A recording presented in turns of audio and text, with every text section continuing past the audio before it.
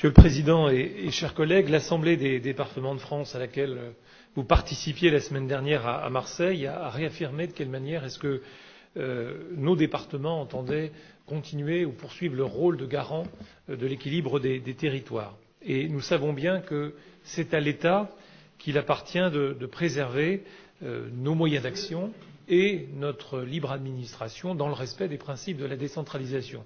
Et pour faire écho d'ailleurs à ce qui s'est passé ce week-end en Italie, nous voyons bien de quelle manière, je parle de l'Italie et non pas de l'Espagne, nous voyons bien de quelle manière est-ce qu'en effet il y a un mouvement accéléré en Europe de décentralisation nécessaire, alors que la France, nous le savons bien, reste un des pays les plus centralisés de notre Europe. Autant dire que nos exigences en termes de libre administration et de moyens d'action seront satisfaits dès lors que le RSA, l'APA et la prestation de compensation du handicap, ces allocations individuelles de solidarité, seront financées de manière pérenne, c'est-à-dire dès lors que nous aurons retrouvé une fiscalité dynamique. D'ailleurs, ce constat il est partagé par les deux groupes politiques de l'Assemblée des départements de France et c'est assez rare, il faut le dire, pour être souligné.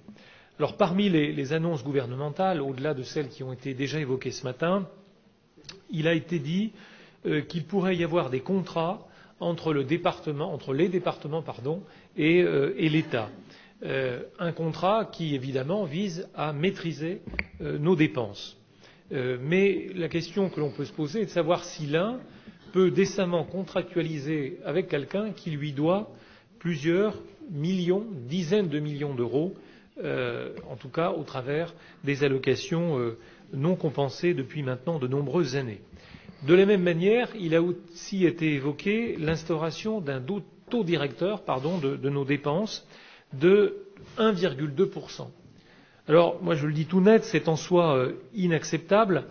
Comment pourrait-on indexer nos dépenses dans ce département à un niveau inférieur à notre évolution démographique qui est plus volontiers de 1,3%, en tout cas qui est élevé. Chacun sait bien que dans ce département, nous ne sommes pas suradministrés. Nous avons fait la démonstration depuis des décennies de nos faibles dépenses de fonctionnement et de personnel en particulier.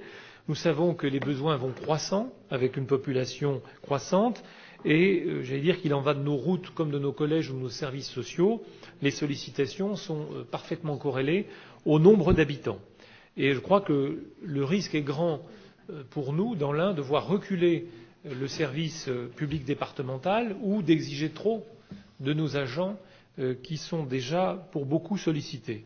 Alors, je crois que si l'encadrement des dépenses doit intervenir, il faudra tenir compte de la diversité des situations et en tout cas revendiquer la particularité de notre département parmi les 5 évoluant le plus au plan démographique.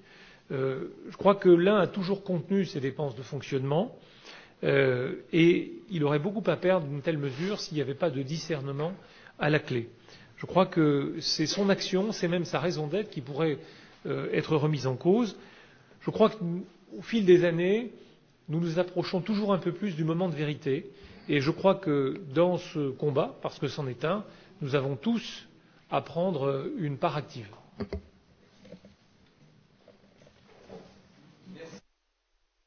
Merci, Monsieur Greffet.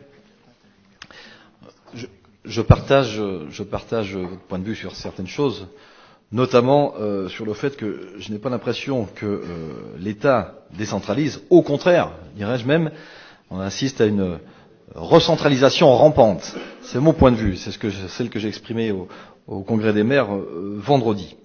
Et en effet, vous l'avez dit, les deux groupes, le groupe minoritaire, le groupe majoritaire, l'un mené par François Sauvadet et l'autre par André Vioda, donc ont trouvé une motion commune également pour alerter le gouvernement sur ces baisses et ces inquiétudes. Moi, ce que je peux vous dire, c'est que je n'ai pas entendu vraiment de choses positives. J'ai surtout entendu des ministres, et le premier d'entre eux, dire « on va réfléchir, on vous proposera ». aucune avancée a été significative. Je pense qu'ils ont entendu le message, comme je le disais dans mon propos tout à l'heure. Il ne peut pas se mettre les maires, les régions et maintenant les départements à dos. Je pense que ce message-là est bien passé. Nous avons la chance, peut-être, je veux y croire, que l'actuel ministre des collectivités est un ancien conseiller général, ancien sénateur. Il nous l'a dit avant la venue du Premier ministre, qui nous comprenait. Et je pense qu'il était sincère dans ses propos, mais que malheureusement, il faisait ce qu'il pouvait faire. En tout cas, il connaît bien nos problèmes, c'est déjà un atout. Et derrière, toutes ces inquiétudes concernant ce que vous avez dit tout à l'heure ont été évoquées et malheureusement pas débattues, puisque on a simplement le droit de s'exprimer. On n'a pas eu de réponse concrète de la part des uns et des autres. Mais nous serons vigilants sur ce qui se dira. C'est pour ça que je vous ai dit tout à l'heure qu'avec mes collègues présidents de département, au moins de la région Auvergne-Rhône-Alpes, nous tenons à nous revoir régulièrement pour débattre, toutes tendances confondues, je le dis, pour débattre là-dessus, parce que ce sont quand même des sujets qui inquiètent. Nous avons aussi, nous, dans l'Ain, il faudra tenir compte de la montée de la puissance démographique qui nous concerne. Je salue bien sûr ce qui a été fait en place par aussi mon prédécesseur, notamment sur la réduction des frais de fonctionnement, car aujourd'hui on se rend compte que si on n'était pas allé par là, on serait très mal. Tout le monde a essayé de faire des efforts, et je le salue, mais en tout cas, rien n'est gagné pour autant, et il faudra être très vigilant.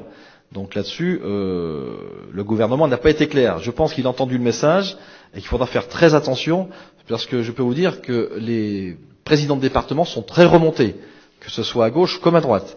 Et là-dessus, je pense que nous avons parlé d'un langage commun. Les interventions étaient toutes unanimes à l'encontre de ces décisions brutales prises par l'actuel gouvernement.